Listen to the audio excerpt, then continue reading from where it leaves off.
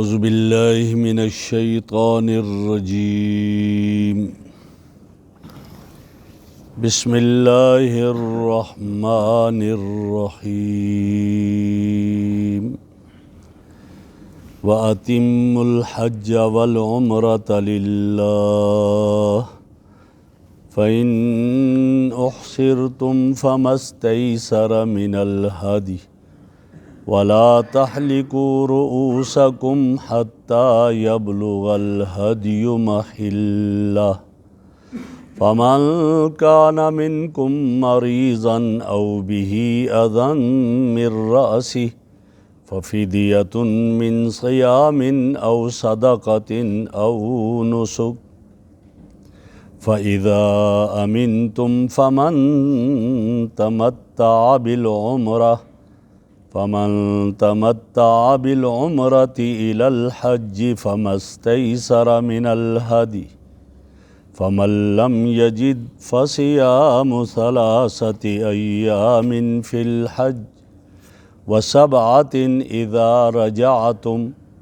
تِلْكَ عَشَرَةٌ كَامِلَةٌ ذَلِكَ لِمَنْ لَمْ يَكُنْ أَهْلُهُ حَاضِرِي الْمَسْجِدِ الْحَرَامِ وَاتَّقُوا اللَّهَ وَاعْلَمُوا أَنَّ اللَّهَ شَدِيدُ الْعِقَابِ۔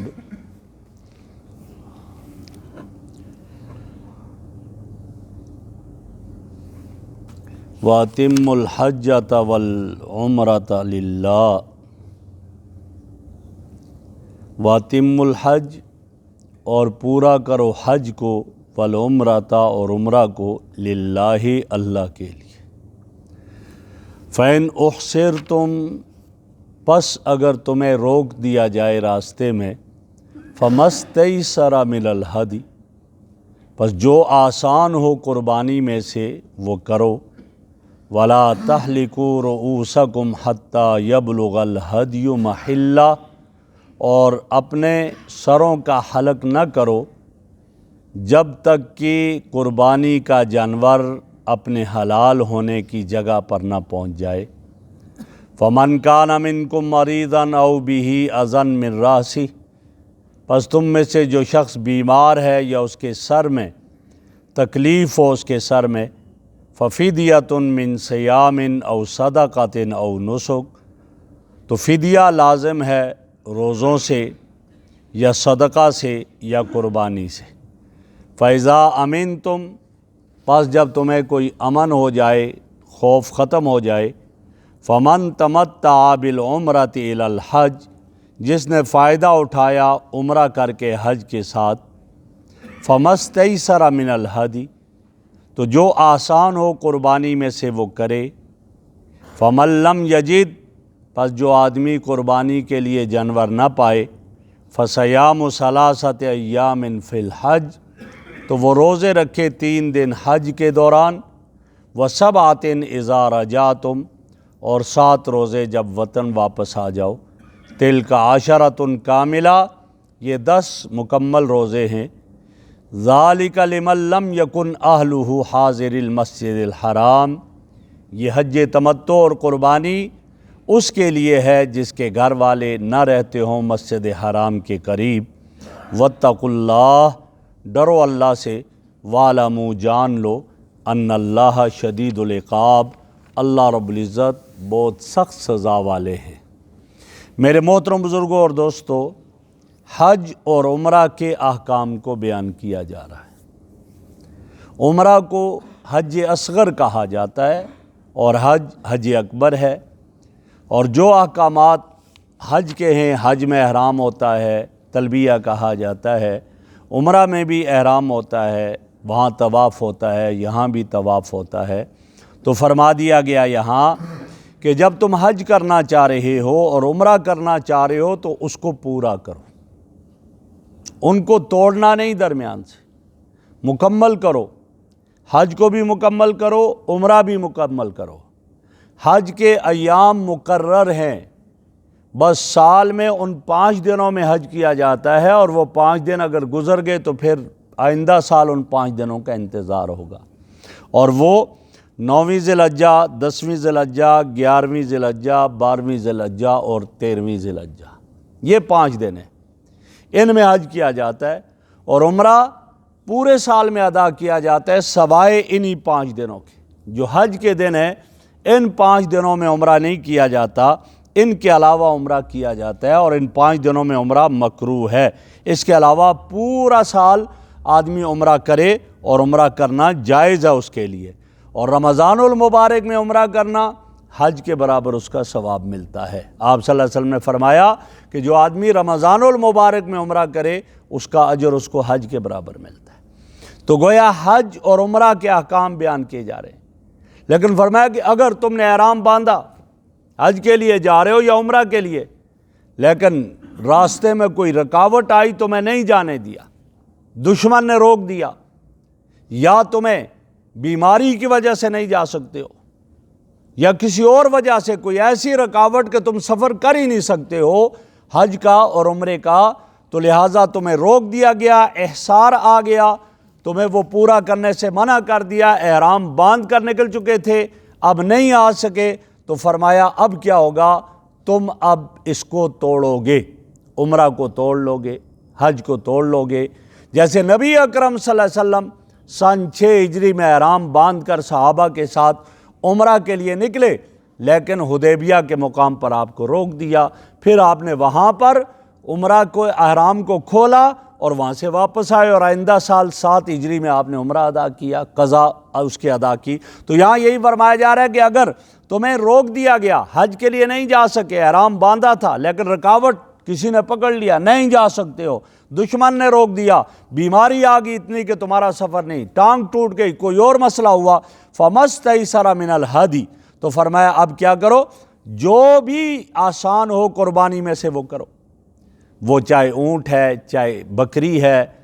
چاہے دمبا ہے، جو تمہیں آسانی سے ملتا ہے اس کو لے لو، اور پھر کیا کرو، وَلَا تَحْلِقُوا رُؤُوسَكُمْ، ابھی تک حلال نہ ہو، نہ حلق کرو نہ قصر کرو، ابھی احرام ہی میں، احرام سے نہیں نکلنا، کب تک، حَتَّى يَبْلُغَ الْهَدْيُ مَحِلَّهُ، جب تک کہ یہ قربانی کا جانور اپنے محل جو حلال ہونے کی جگہ ہے وہاں نہ پہنچ جائے، جب وہاں پہنچے گا پھر وہاں تمہیں ٹائم کا بتا دیا، پھر اس وقت تم کیا کرو گے، حلال ہو جانا، پھر حلق بھی کر لینا یا قصر بھی کر لینا اور احرام سے باہر نکل آنا۔ اس وقت تو مشکل تھا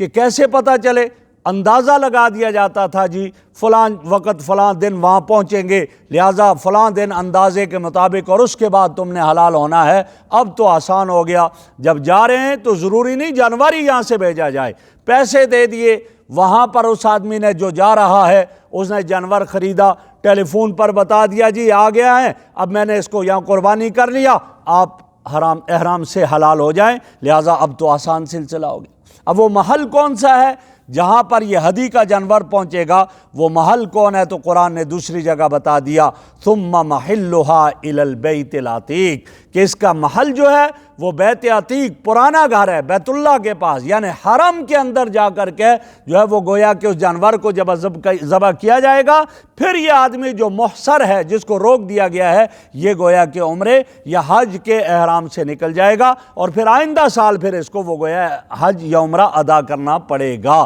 تو یہ ہے وہ، آپ صلی اللہ علیہ وسلم ہی جب گئے حدیبیہ کے مقام پر روکا، آپ نے وہاں قربانی کی اور وہاں سے واپس آئے احرام سے نکل کر، اور چونکہ حدیبیہ کا وہ حصہ جہاں قربانی کی ہے وہ حرم کی حدود میں آتا ہے، لہٰذا اس لیے آپ نے وہاں قربانی کی، تو فرمایا وہاں یہ ہوگا۔ اور آگے بتا دیا کہ جب آدمی احرام باندھتا ہے تو کچھ پابندیاں آ جاتی ہے۔ کیا پابندی ہے احرام باندھنے والے کا؟ احرام باندھنے والا ناخن نہیں کاٹ سکتا، بال نہیں کاٹ سکتا، خوشبو نہیں لگا سکتا، اب احرام کے بعد وہ شکار نہیں کر سکتا، اور اپنے گھر والوں کے قریب نہیں جا سکتا۔ اب یہ پابندیاں ہیں، تو اب بتایا جا رہا ہے کہ اگر ایسی کوئی کیفیت آئے کہ تمہیں احرام اپنے بال یا ناخن کاٹنے پڑیں، بال کاٹنے پڑیں کسی مجبوری کی وجہ سے، تو پھر کیا کرنا ہوگا وہ بتایا جا رہا ہے۔ فَمَنْ كَانَ مِنْكُمْ مَرِيضًا، احرام باندھا لیکن بیمار ہے، مریض ہے، او بھی اذن من راسی، یا اس کے سر میں کوئی تکلیف ہوئی،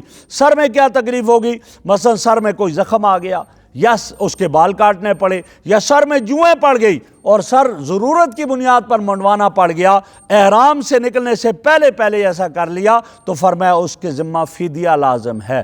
فدیہ دم لازم ہے۔ اور وہ فدیہ کیا ہے؟ اختیار دے دیا، 3 چیزوں میں سے کر لو، یا روزے رکھ لو 3، اور یا صدقہ کر لو۔ اور وہ صدقہ جو کیا جائے گا فرمایا یا 3 روزے رکھ لیں، اور یا پھر یہ کہ 3 سا گندم وہ 6 مسکینوں کو دے دے اور ہر مسکین کو نصف سا آ جائے، اور یا کسی ایک بکری کو ذبح کر لے۔ ان تینوں میں سے جو آسان ہو، جس کا اختیار ہے وہ کر لے گا۔ اب کرے گا تو لہٰذا یہ آدمی کیا ہو گیا، اس کا اب عمرہ بھی کرے، پورا ہو جائے گا، حج کر رہے پورا ہو جائے گا۔ مجبوری کے تحت یہ ان بالوں کو اپنوں کو منڈوا سکتا ہے، ضرورت کی بنیاد پر۔ حضرت کعب بن عجرہ رضی اللہ تعالیٰ عنہ ہانڈی چڑھائی ہوئی آگ پر اور بیٹھے ہوئے ہیں، نبی اکرم صلی اللہ علیہ وسلم کا گزر ہوا، دیکھا بال سے جوئیں گر رہی ہیں۔ کعب کیا بات ہے، آپ کو اذیت نہیں پہنچاتی؟ یا رسول اللہ بہت اذیت پہنچاتی ہیں، لیکن کیا کروں، حالت احرام میں ہوں، احرام باندھا ہوا ہے۔ فرمایا تم جو ہے وہ سر کو منڈوا لو اور اس کے بعد تم یہ کر دو، یہ چیزیں جو ہے یہ 3 سا گندم یہ صدقہ کر لو اور تم منڈوا لو بالوں کو، آپ نے فرمایا۔ تو یہ گویا جو ذمہ ہو جائے گا اس کو ادا کرنا لازمی ہوگا۔ اب آگے بتایا جا رہا ہے وہ پہلے والے سے اس کا تعلق ہے کہ جب آپ کو روک دیا گیا تھا آپ قربانی کا جانور بھیج دیں، اور کہا کہ فَإِذَا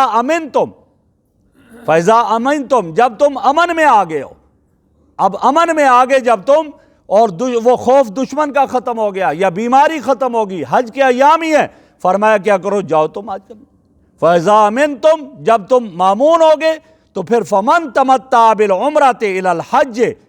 تو جو آدمی عمرہ جو ہے وہ گویا کہ عمرہ کا فائدہ اٹھائے کر کے حج کے ساتھ گیا تھا، اور فرمایا کیا گیا، پہلے عمرہ کر لیا، عمرہ کرنے کے بعد حج، اس کو حج تمتع کہا جاتا ہے۔ حج کی 3 قسمیں، ایک حج افراد، دوسرا حج قران اور ایک حج تمتع۔ حج افراد یہ ہے یہاں سے جاتے ہوئے صرف حج کا احرام باندھتا ہے، اللہم انی ارید الحج، حج کا ارادہ کرتا ہوں، فیسر لی وتقبل منی۔ اب جب جائے گا تو یہ جب جا کر حلال ہوگا جب وہ شیطانوں کو جو ہے وہ کنکریاں مارے گا، قربانی کرے گا، اب وہ نکلے گا۔ جتنا عرصہ پہلے اس نے باندھا ہے یہ اسی طرح رہے گا اور پابندیوں میں رہے گا۔ دوسرا حج قران ہے، حج قران سب سے افضل ہے، اس میں کیا ہوتا ہے، حج اور عمرے دونوں کا احرام باندھا جاتا ہے۔ اللہم انی ارید العمرۃ والحج فیسرہما لی وتقبلہما منی، اللہ میں حج اور عمرہ کا دونوں کا ارادہ کرتا ہوں، دونوں کو میرے لیے آسان فرما دے، دونوں کو قبول فرما دے۔ اب یہ جائے گا، عمرہ کرے گا، لیکن عمرہ کے بعد یہ اپنے بال نہیں کٹوائے گا، پھر بھی احرام میں رہے گا، اور کب جا کر وہ جب حج کر لے گا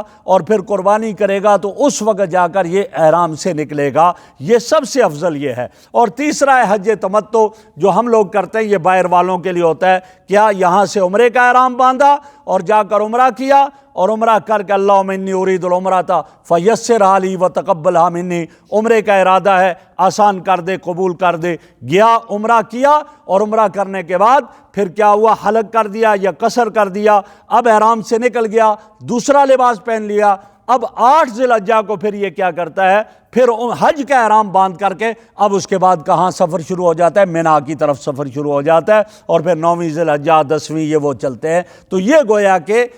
تمتع ہے، اور یہاں اسی کا ذکر ہے۔ فرمایا کہ تم نے عمرہ کیا، عمرہ کرنے کے بعد کیا ہو گیا، عمرہ کر کے تم فارغ ہو گئے، حج تمتع، اور یہ اضافہ کر لیا اور یہ فائدہ اٹھا لیا عمرہ کر کے حج کے ساتھ، پہلے احرام باندھا، عمرہ کر لیا اور اس کے بعد حج۔ تو فرمایا اب جب عمرہ بھی کیا اس کے بعد حج بھی بعد میں کر رہے ہو، فَمَسْتَيْسَرَ مِنَ الْهَدْيِ، اب تم قربانی جو کرو گے یہ وہ قربانی نہیں ہے، یہ کیا ہے، یہ شکر ہے، دم شکر ہے، کس بات کا، کہ اللہ نے اس آدمی کو ایک سفر میں 2 سعادتیں حاصل کی ہیں۔ ایک سفر میں اس نے کیا ہے، عمرہ اور حج۔ اگر الگ سفر کرتا عمرہ کا ڈبل اس کا جو ہے خرچہ ہوتا، ایک ہی سفر میں اس نے کیا، پہلے عمرہ کر لیا بعد میں حج کر لیا، تو لہٰذا 2 سعادتیں اس کو حاصل ہو گئی۔ اب اس کے پاس اگر وہ شکرانے کا جانور ذبح کرنے کے لیے نہیں ہے تو اب اس کے لیے کیا حکم آیا، فرمایا اب اس کا حکم یہ ہے کہ یہ آدمی 10 روزے رکھے گا، لیکن 10 میں سے 3 روزے وہیں رکھے گا اور 3 روزے وہاں حج کے دنوں میں رکھے گا، اور وہ کیا ہے 7ویں 8ویں 9ویں تاریخ کو رکھ لے۔ ہاں یہ 3 دن یہ روزے رکھ لے گا اور اس کے بعد حج سے فارغ ہو گیا، حج سے فارغ ہونے کے بعد اگر وہیں ٹھہرا ہوا ہے وہیں روزے رکھ لے، اب واپس آ گیا اپنے علاقے میں آ کر رکھ بھی سکتا ہے، سفر میں رکھنا چاہے وہ رکھ سکتا ہے، لہٰذا یہ اس کے لیے۔ تو فرمایا وَسَبْعَةٍ إِذَا رَجَعْتُمْ، 3 وہاں رکھے اور 7 جب واپس آ جاؤ گے یہ رکھ لو گے، تِلْکَ عَشْرَةٌ کاملہ، یہ 10 پورے ہو جائیں گے اور یہ اس شکرانے کے دم کے کیا ہو جائیں گے، برابر ہو جائیں گے، لہٰذا اس کے اجر میں اب کمی نہیں آئے گی۔ فرمایا ذالک، یہ حج تمتع اور قربانی، پہلے عمرہ کیا حلال ہو گیا، پھر حج کر رہا ہے اور قربانی یہ کر لی، تو فرمایا یہ کن کے لیے ہے؟ لمن لم یکن اہلہ حاضر المسجد الحرام، وہ کہ جس کے گھر والے مسجد حرام کے قریب نہ رہتے ہوں، یہ باہر والوں کے لیے ہے۔ حج تمتع مکی نہیں کر سکتا مکہ والا، کیوں؟ اس لیے کہ وہ وہیں رہتا ہے، عمرہ کے لیے اس کے لیے کوئی مشکل نہیں ہے، حرم سے نکلا، حل میں چلا گیا، احرام باندھ کر آئے گا، عمرہ کر لے گا، وہ تو جب بھی کرنا چاہے کر سکتا ہے۔ یہ دور والا جو ہے اس کو مستقل سفر کرنا پڑے گا، لہٰذا اس لیے اس کو چاہیے کہ یہ عمرہ بھی کر لے اس کے بعد حج کر لے، لیکن وہاں کا جو رہنے والا ہوگا وہ حج تمتع نہیں کر سکتا، حج افراد کرے گا، حج تمتع نہیں کر سکتا، اس لیے کہ اس کو عمرہ کے لیے سفر کرنے کی ضرورت ہی نہیں ہے۔ وہیں سے نکلا گیا اور مسجد عائشہ یا یہاں آگے حل میں چلا گیا، جعرانہ میں چلا گیا، وہاں سے احرام باندھ کر آئے گا، وہ حج کے بعد بھی کر سکتا ہے عمرے، اس کو مستقل سفر کی ضرورت نہیں پڑتی ہے۔ تو فرمایا یہ ان لوگوں کے لیے ہے کہ جن کے گھر والے مسجد حرام کے قریب نہ رہتے ہوں، یعنی حرم کی حدود میں نہ رہتے ہوں، وہ یہ حق کریں گے اور ان کے لیے یہ حق ہے۔ آگے فرمایا واتقوا اللہ، ڈرو اللہ سے، جو اللہ حکم دیتا ہے اس کو کر لو، جن سے اللہ نے منع کیا ان سے رک جاؤ، ہاں ورنہ وَاعْلَمُوا أَنَّ اللَّهَ شَدِيدُ الْعِقَابِ، جو اللہ کے حکموں کو توڑے، اللہ کی منہیات سے نہ رکے، تو اس کے لیے اس کو یہ ذہن میں رکھنا چاہیے کہ میں اس رب کے احکامات کو توڑ رہا ہوں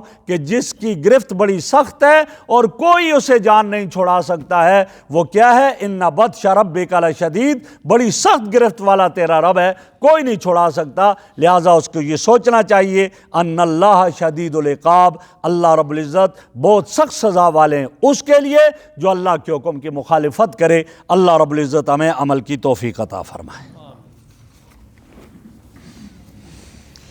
الحمدللہ رب العالمین والعاقبۃ للمتقین والصلاۃ والسلام علی رسول محمد وآلہ وصحبہ اجمعین۔ سبحانک اللہم وبحمدک، نشہد ان لا الہ الا انت، نستغفرک ونتوب الیک، نستغفرک ونتوب الیک۔ صلی اللہ تعالی علی خیر خلقہ محمد وعلی آلہ واصحابہ اہل بیت اجمعین برحمتہ۔ جزاک